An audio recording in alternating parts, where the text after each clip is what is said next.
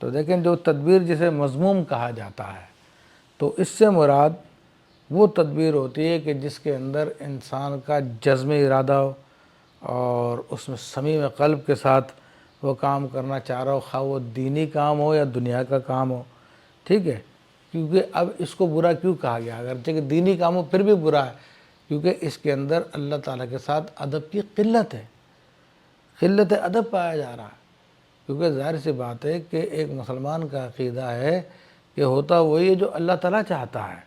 جب اللہ تبارک و تعالیٰ کے چاہنے سے سب کچھ ہوتا ہے تو تم اب اللہ کے مقابلے میں جو اپنی چاہت لے کر آ گئے ہو اور تم چاہتے ہو کہ بس ایسا ہو جائے جو میں چاہ رہا ہوں،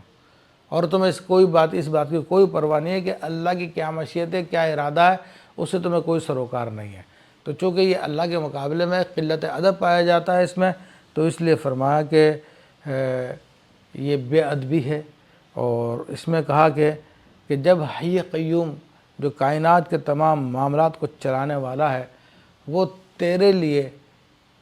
قائم ہے، تیرے نفس کی طرف سے، تیرے نفس کے معاملات کی طرف سے،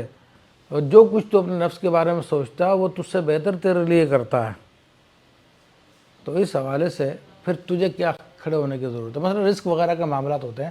عام طور پہ لوگ دنیاوی معاملات کے اندر رزق کے اندر خاص طور پہ کرتے ہیں، پھر دنیاوی اسٹیٹس کو بڑھانے کے لیے اس کے لیے بہت تدبیریں کر رہے ہوتے ہیں۔ تو اس حوالے سے انسان کو تھوڑا سا غور کرنا چاہیے کہ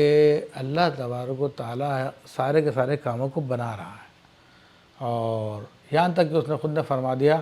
کہ زمین پہ جو بھی جاندار ہے اس کے رزق کی ذمہ داری اللہ تعالیٰ پر ہے۔ پھر انسان کا اسی کے لیے تگ و دو کرنا اور محنت کرنا، تو حالانکہ اللہ تعالیٰ تو اس کی ذمہ داری لے چکا ہے، اور اس کے اندر بھی اتنا جزم کے ساتھ کرنا کہ معاذ اللہ کہ اللہ تعالیٰ کا خیال بھی دل میں نہ آئے، یا کہنے کو لفظی طور پہ انشاءاللہ کہہ دیا مگر دل میں جو ارادہ یہ کہ ایسے ہی ہو کے رہے، تو اس لیے اس کو بے ادبی شمار کیا گیا اور اس کو ناپسند کیا گیا کہ جب اللہ تعالیٰ تمہارے کاموں کو چلا رہا ہے تو تم کیوں اتنے پریشان ہو رہے ہو،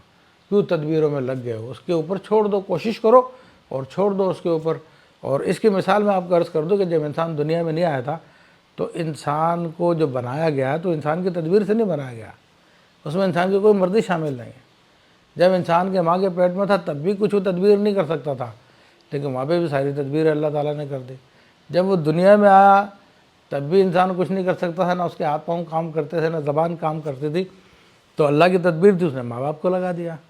تو ساری کی ساری اللہ تعالیٰ کی تدبیریں ہیں جن کے اندر بندہ چلتا ہوا آ رہا ہے، لیکن جب وہ سمجھدار ہوتا ہے، بڑا ہوتا ہے، تو سمجھتا ہے کہ جناب میں جو کچھ کروں گا تو ہوگا ورنہ کچھ بھی نہیں۔